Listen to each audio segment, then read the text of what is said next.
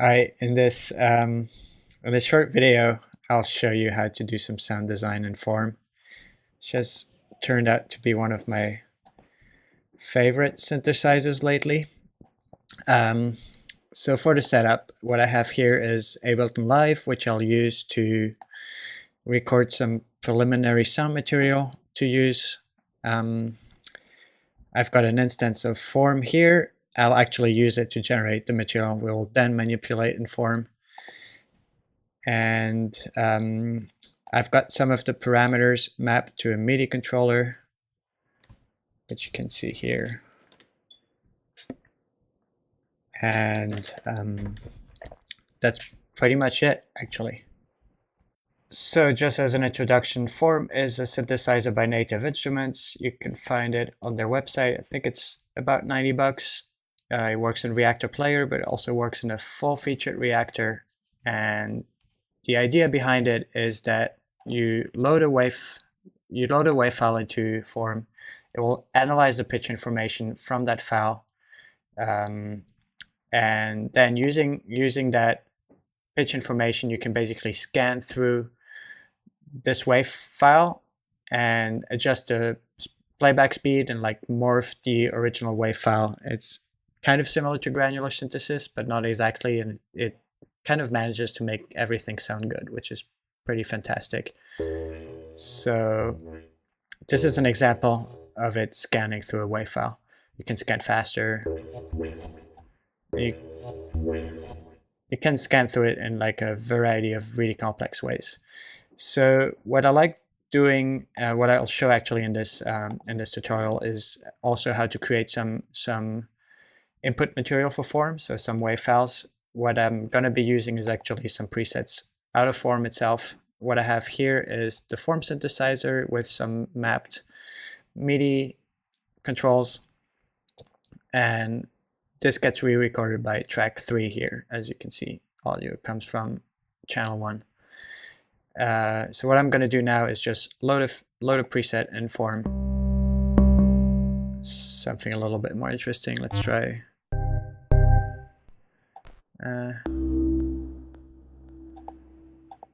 Let's try.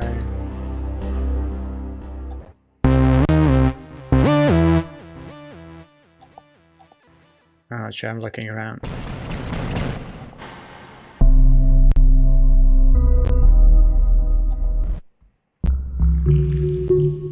This is cool. Let's use this. So I will arm all my tracks and I will press record.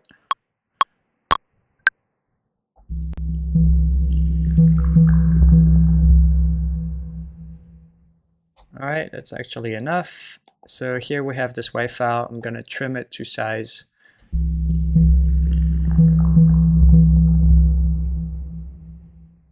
And what I'm going to do now is actually give this a sensible name, which is going to be one note gong preset, for example. I'm going to press Command J to solidify it, and I will reveal it in the Finder. So here's the file we just created. And before I import it into Form, I will actually save it in a place from where I will never delete it, because if you try to load your Form preset and the original sample file doesn't exist, it won't do anything and you'll be really sad. So I've saved it here, and now I can actually go back, go to Form, reset the sound so that all the parameters are reset to the default value, go to Sample Select, and pretty much just drag this in.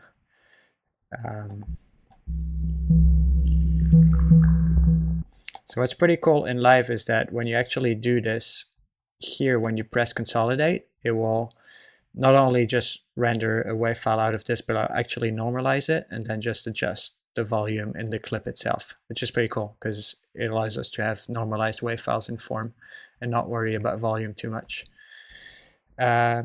So moving on, we now have the sample loaded, and we have a default patch in Form, which doesn't do anything interesting except use the pitch information out of this the sample, which you can see. Actually, I think there's a way to see this, the pitch information. it uses that information to resynthesize the sound. So it sounds fairly different than the original wave file. This is the resynthesized version, and this is the original wave file. So basically we adjust the pitch. So we'll use this to create some new sounds, and I'll show you my approach here. The first thing I will do is actually label these macro parameters and give them some kind of label that I think they should do. So I usually use spectrum on the first one and make it bipolar. So if I turn it to the right, I'll have try to map this to stuff that creates more high frequency content. The second one I'll just assign to sound, and I'll make it unipolar, and it will do some modification to the sound. I don't know what yet, but we'll see. The third one I'll call motion. Let's assign it to motion, make it bipolar, and hopefully we'll control something that has to do with motion in the sound. And finally, the last one I'll just call effects and make it unipolar, and we'll kind of control the amount of effects we put on it. So I haven't done anything in terms of sound design yet, but I've already labeled my macro parameters that will just make it easy for me to assign them as I go along and not do that in the final step, or basically never do it. Because what will happen is when I load this preset in 4 months, I'll have no idea which knobs are cool to tweak, and I'll pretty much only tweak these 4 knobs at the bottom. So it's pretty cool to assign them to as much stuff as possible. So once that is done, let's go here to the presets and actually add a new preset. So I usually don't really give meaningful names to my presets. I usually give them a date. Let's see what I could give it as a name. Let's call it Wanna Mango, because I'm drinking some mango beer. And this sounds like kind of a key sound. Let's keep it polyphonic for now and see where that gets us. So that's for my overall setup. What I'll start doing is try to get as interesting a sound using the curve editor and the shaper section here. So for this one, if I want to go with a keyboard sound, at least as my first preset using the sample, I will keep the curve fairly simple. I won't try to do anything too crazy with the curve editor, and I'll mostly concentrate on making the sound shaping dynamic, use some envelopes. And once all that is done and I'm happy with the controls on this side, then I'll just move to the effects and add some big brush stroke, delay, reverb. The frequency shaping I don't really click with too much. It's not my favorite effect here. Maybe I'll add a little bit of distortion, but mostly this is like a 2-second touch-up thing. Actually, I don't know what this does. I think it's just copying. In any case, let's start with this section. The first thing I want to do is have the sound loop in some way.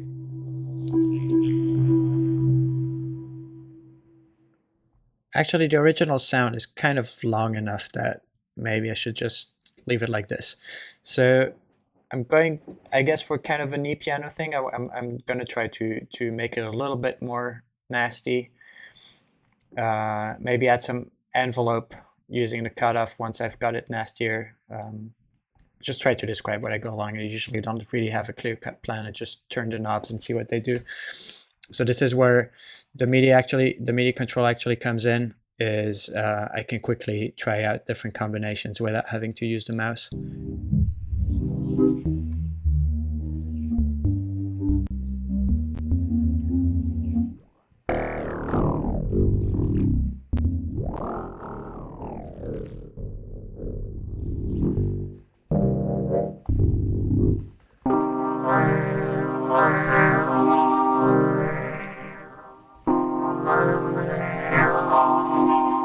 So I like the FM here. I kind of want to have this dynamic.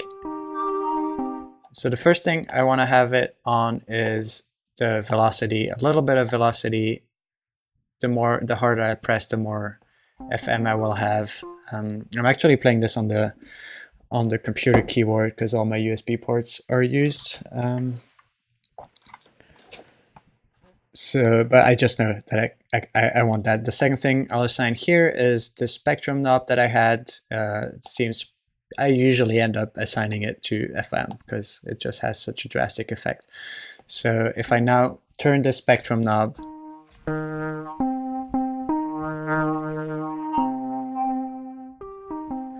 but also I want to have this on my envelope too.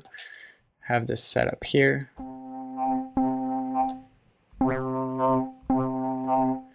And shape this to have no sustain.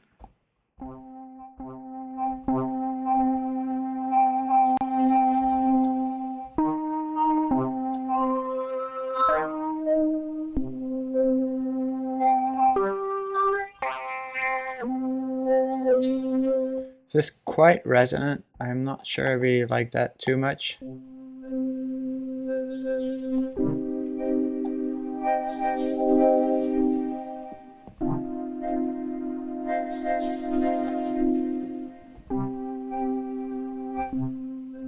Can kind of get rid of it with the cutoff.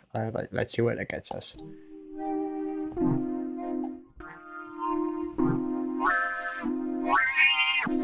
So multiply is usually fairly drastic. So I guess we could actually assign it to the sound macro. It's fairly drastic. Let the user control that to his good fun. Could also assign sound to the formant here, which is also pretty drastic usually.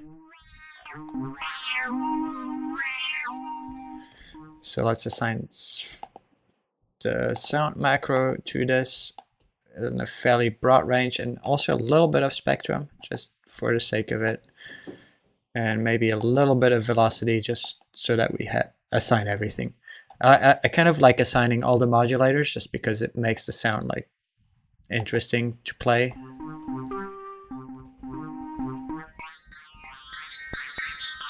Ooh, this is nasty.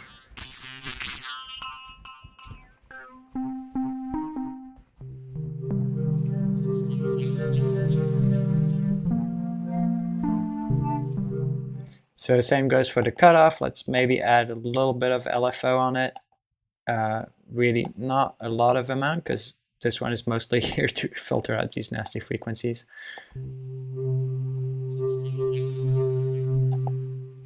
Maybe a little bit more.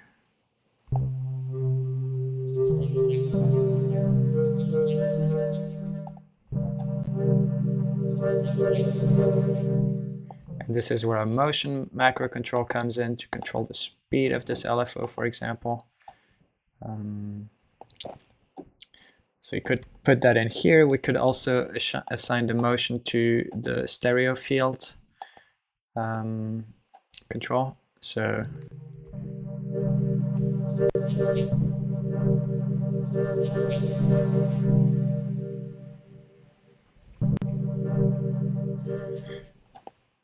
another thing we could do is actually, or we could use the sidechain, which is at the moment set to LFO2. We could actually assign the motion to be the sidechain, so it will basically multiply both of those. So at the moment, motion is at full range. If I turn it to 0, the sidechain will be 0, and then if I turn it the other way around, it will go like this. Could use, and then we could use the sidechain to, for example, control. This guy is already full. I don't know what would be interesting. Maybe the formant. Oh, the formant is already full too. Damn. Let's use the shaper. Come on. Some more modulation here. Let's choose the sidechain. Go with this. And then if we turn motion midway, shaper kind of does nothing.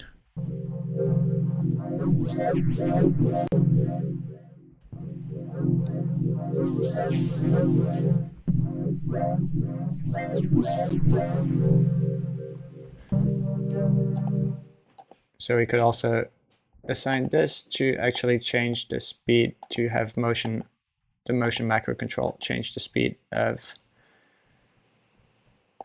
the sidechained LFO.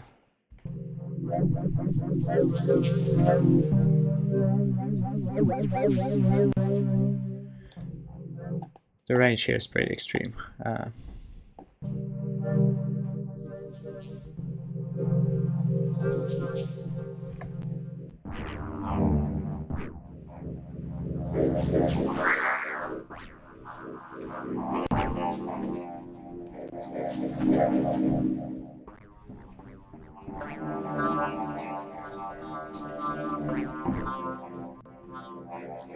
It's already a fairly interesting sound.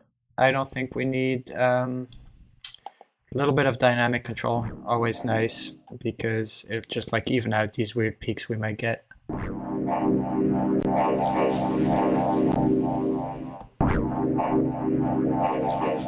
Since I want this to be a fairly mellow thing, I can just actually squash it.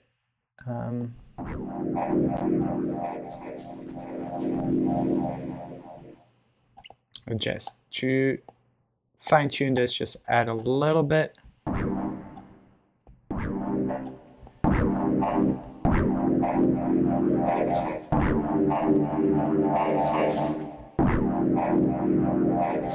A little bit of reverb, and let's actually assign FX to the level of reverb.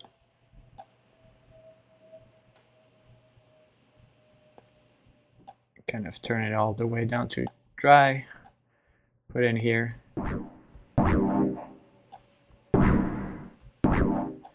Assign this to size as well. I like assigning the same macro to like different parameters in the same.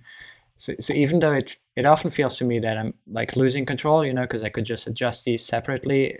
In 3 months, I'll just turn these 4 knobs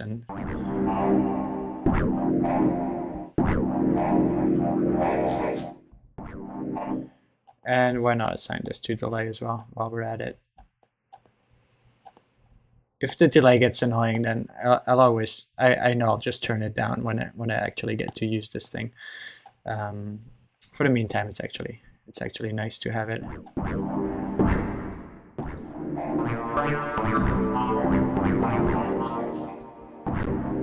And that's actually I would say the first sound here. So you can actually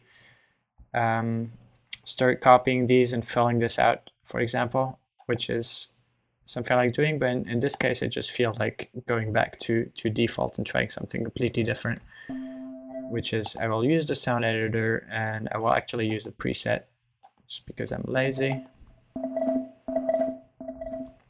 See where that gets me, and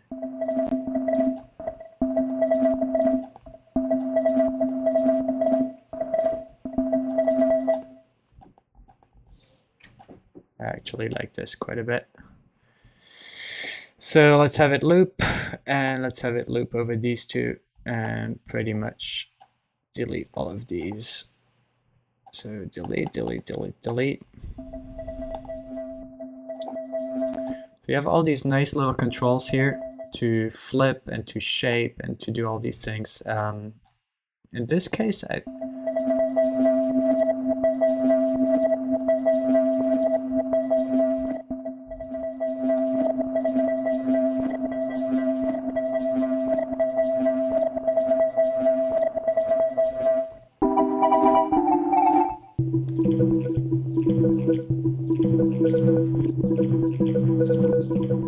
in this case, I'm not going to do too much crazy stuff.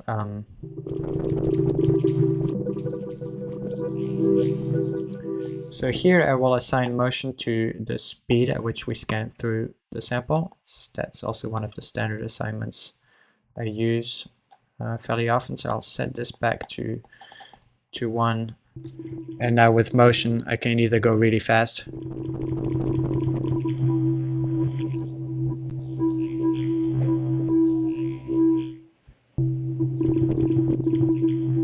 or go really slow. So that's that. At this point, I'll start like saving more often because I already have like a solid base to go on. I don't want to lose it. So let's go back to sound. Let's actually turn on effects immediately because I want this to sound nice. And this is going to be a mono legato patch. A little bit of glide. It's kind of mysterious atmosphere.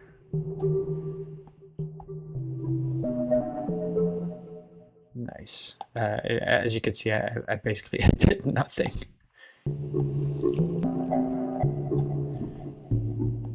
Deform is kind of hard to control. I actually have no idea what it does, but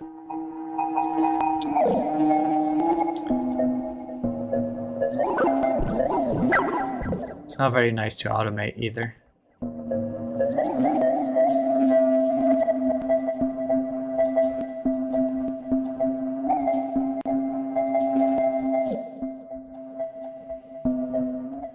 Let's just assign it for the sake of it. Let's use the macro 2. A little bit here, not too much. You can see it modifies the pitch. It's all not very super nice.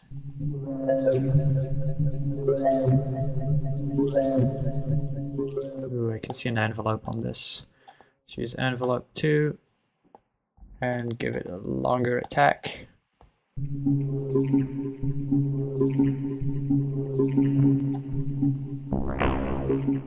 Should realize I'm using my mouse all the time because my controller is way to the side to make room for the microphone. Let's put the same envelope on this because it sounds cool. Let's make this wide because why not? It's already super wide. And here this modifies the sound, so let's assign sound to it.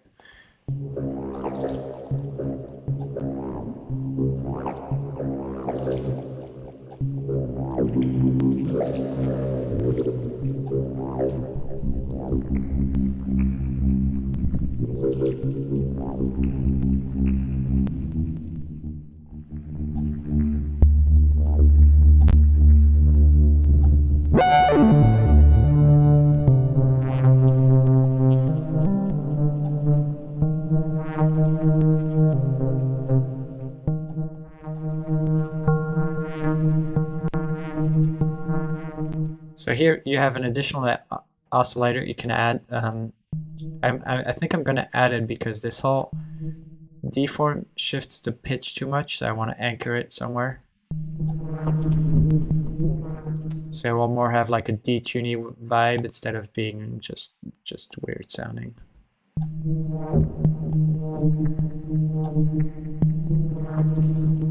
Yeah, I like this.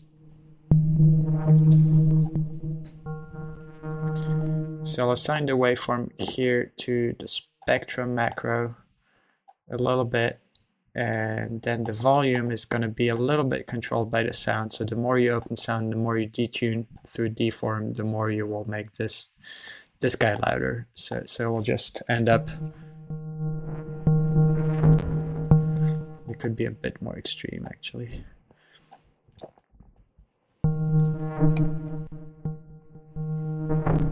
So if I turn up sound, which will turn up deform, this will go up too.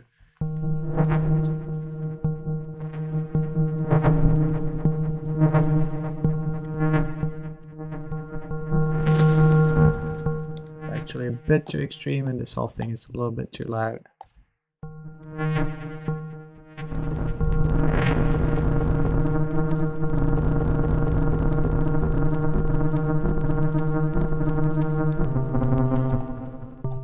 We'll assign the spectrum to FM because that just like works so well.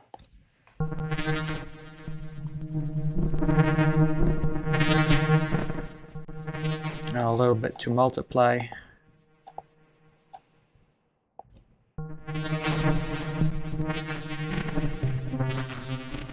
And now that we have enough high frequency content, we can actually start using the low pass filter. Put an envelope on it just because it works nicely. Put null FO on it, because we haven't used an LFO yet. It's kind of working on.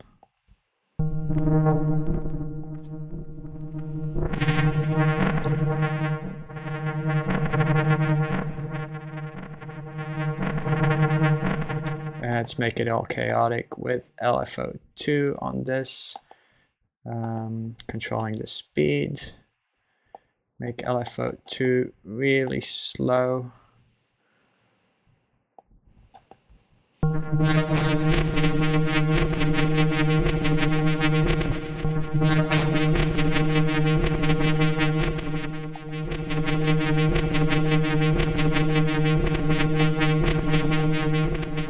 And actually use the sidechain so that we can control this at will. So this is going to be controlled by, let's use, I guess, motion, why not?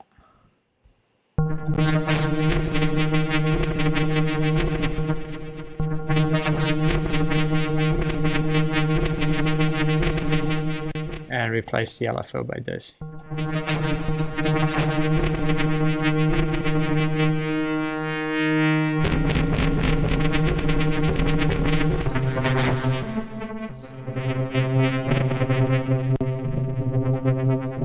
And use the spectrum macro on this. Here we go.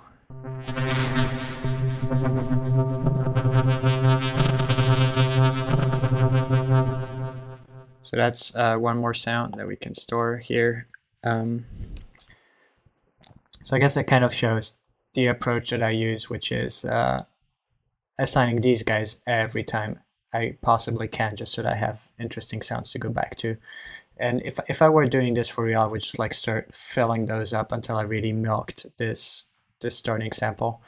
And after a while, you just like know how to get some of the sounds. And once that point is reached, where I like feel that I have my habit, I keep coming back to it. What I usually do is like start going into the factory presets and start looking at some of these here and see if they do anything special that I wouldn't have thought of that is interesting. So for example, I see this one has a speed of 0. Not sure what this is assigned to. It's assigned to the key tracking, so that's, you know, something I would never have thought of. It might be something I start experimenting with in the next few sounds I make, and then it becomes part of my arsenal, and it all starts to become boring again. And I'll just cycle back through to look at other presets and what other people might have done. Actually, at this point, I stop looking at the preset. I'll just note down this idea, go back to my own sounds, and try it out. All right, so I hope that was not too rambly and interesting.